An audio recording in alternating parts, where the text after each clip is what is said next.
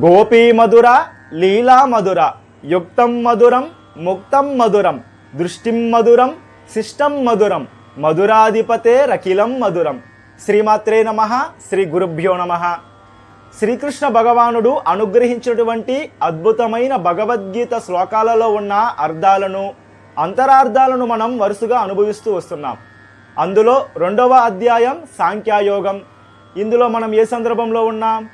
అర్జునుడి యొక్క శోకాన్ని తొలగించడం కోసం శ్రీకృష్ణ భగవానుడు మాట్లాడుతున్న సందర్భంలో, ఓ అర్జున, ఈ శరీరం వేరు, ఈ శరీరాన్ని ఆశ్రయించి ఉన్నటువంటి జీవాత్మ వేరు అని ఉపదేశిస్తున్న సందర్భంలో ఇది 17వ శ్లోకం. అవినాశుతు తద్విద్ది ఏన సర్వమిదం తతం వినాశమవ్య యస్యస్య నః కశ్చిత్ కర్తుమర్హతి. అంటే శ్రీకృష్ణ భగవానుడు ఈ శ్లోకంలో కూడా జీవాత్మ గురించే చెబుతూ ఉన్నాడు. ఏన సర్వమిదం తతం. అర్జున, ఈ చరాచర జగత్తులో ఉన్నటువంటి ప్రతి దేహాన్ని ఆశ్రయించినటువంటి జీవాత్మను ఎవ్వరూ కూడా నాశనం చేయలేరు. అసలు ఆ జీవాత్మను నాశనం చేసే పదార్థం ఈ యొక్క లోకంలో లేదు అని శ్రీకృష్ణ భగవానుడు వివరిస్తూ ఉన్నాడు. ఒక వస్తువును నాశనం చేయాలి అంటే దానికి మరొక వస్తువు అవసరమవుతుంది. ఉదాహరణకు, ఒక యాపిల్ పండును కొయ్యాలనుకోండి, దానికి చాకు లేదా కత్తి అవసరమవుతుంది. ఆ కత్తితో ఆ యాపిల్ పండులోకి గుచ్చి కోస్తే ఆ యాపిల్ 2గా విడబడుతుంది.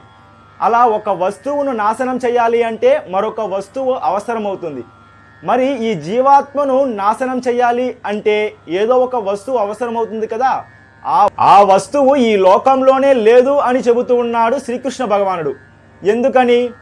జీవాత్మ యొక్క స్వరూపం ఎలా ఉంటుంది అంటే, గోవు యొక్క తోక కొనభాగాన ఉన్నటువంటి ఒక్క వెంట్రుక, ఆ వెంట్రుక ఎంత పలచంగా ఎంత సన్నగా ఉంటుంది. ఆ వెంట్రుకను 1000 సార్లు కోస్తే, 1000 సార్లు 1000 ముక్కలుగా చేస్తే ఆ వచ్చేటువంటి ఆ యొక్క చిన్న తోక ఏదైతే ఉంటుందో, 1000 సార్లు కోస్తే ఆ యొక్క వెంట్రుక యొక్క స్వరూపం ఏ స్వరూపంతో ఉంటుందో ఆ స్వరూపంతో జీవాత్మ ఉంటుందట. అటువంటి అణువు కన్నా అణువు, పరమాణువు స్వరూపంతో ఉన్నటువంటి ఆ యొక్క జీవాత్మలోనికి ప్రవేశించి ఆ జీవాత్మను నశింపజేసే వస్తువు ఈ సృష్టిలో లేదు అని శ్రీకృష్ణ భగవానుడు చెబుతూ ఉన్నాడు. కాబట్టి ఆ యొక్క జీవాత్మ శాశ్వతంగా ఉంటుంది.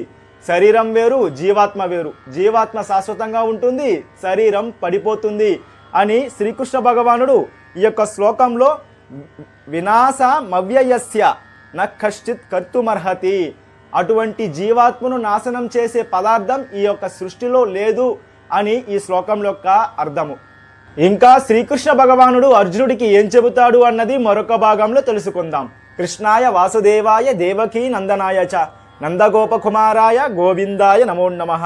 శ్రీమాత్రే నమః. శ్రీ గురుభ్యో నమః.